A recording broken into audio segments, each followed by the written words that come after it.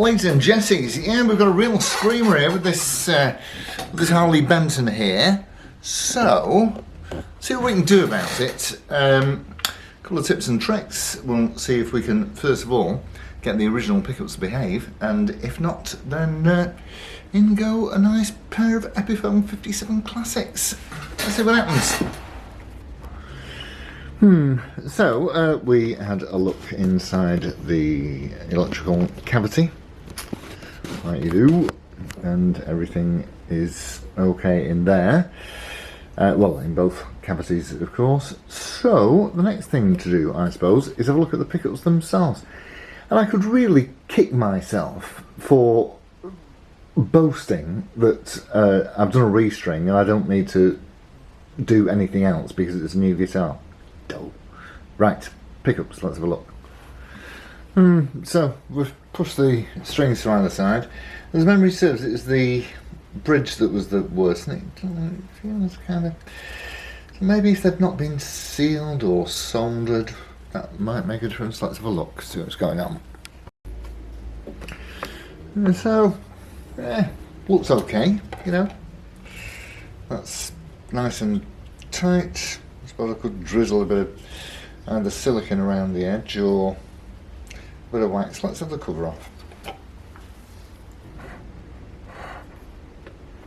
So, according to Captain Google, what we want to do is get a bit of silicone and a little painter's tape on it, really, just to make sure that the silicone isn't going anywhere where we don't want it to go.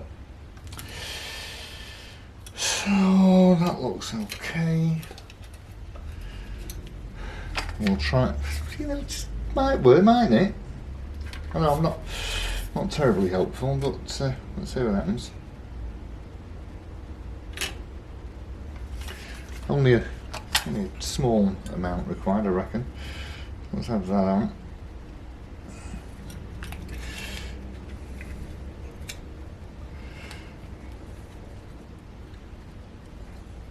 So I'm not going to bother re-soldering that because the point of the solder is to basically stop the casing from rattling and creating that horrible squeal. So we'll see if the painter's tape and silicone does, you know, is effective. And just for completeness, the way that I remove the solder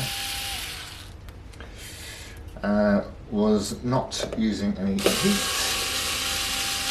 I just used a Stanley knife. Might as well do the same with, even though this one wasn't as bad. I suppose that while the strings are not in situ, might as well.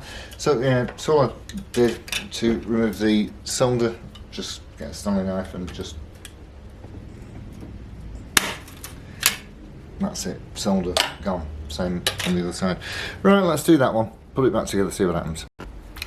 So, without putting you through the trauma of listening to a horrible noise, it didn't help. So, on to plan B. So, what we do have, this will be our weapon of choice. We have a pair of very nice Epiphone humbuckers, which we shall use. They're pretty good quality. The only thing with them is, of course, as you can see, is that these were gold flavoured originally. So I think that I'll have to whip these gold covers off the Harley Benton pickups.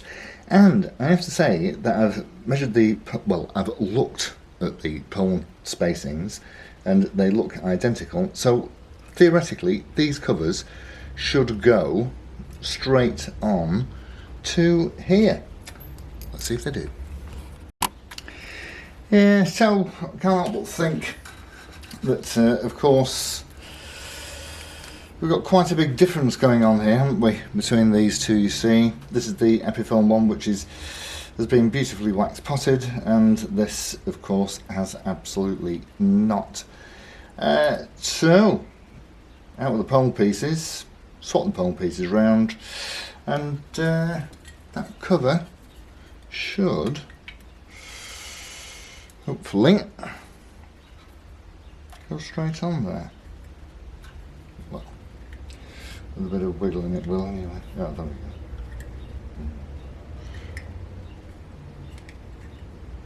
Yes, it will anyway, it certainly will. It's a bit of wax there that needs melting down. So, right, okay, let's get on with it. So, done the first one, but I will tell you that this is boring, because what we're doing is all the gold has worn off the Epiphone pole piece screws. What we're doing is we're exchanging. They all fed. Everything is interchangeable, luckily. So we're putting the nice, shiny new gold ones.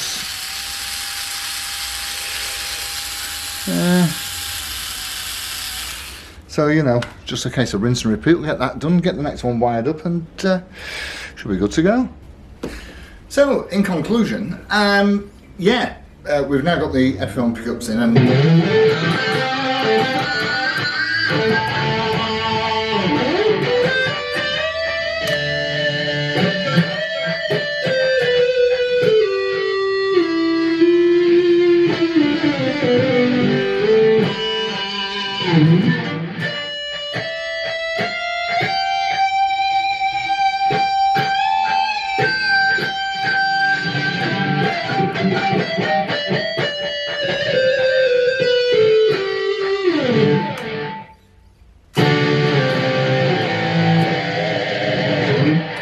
so we don't have to, yeah, so okay. So we will have to give it a jolly good bending before we give it a proper review, which I'm hoping to show you at the weekend. And what I would say is this. I've reached 3 conclusions with this little exercise, which I've enjoyed enormously. Firstly, it's great to belong to part of a community whose the amount of suggestions and different helpful advice and tips and tricks that you've told me about has been it's been really brilliant. So thank you all ever so much for that. The other thing that I've learned is that, you know, although it looks like one, it isn't going to be one, but certainly what these guitars are brilliant for, because it plays really amazingly, and now it's got those Epiphone 57 pickups in it. It sounds really nice too.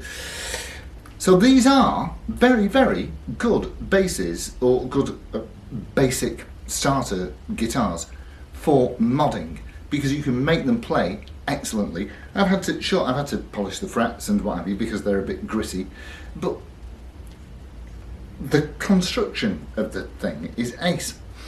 Number 3, I'll tell you what I think it is, because I can, if I try really hard with a, you know, certain angle and certain proximity to the amp and whatever you, I can still make it squeal a little bit.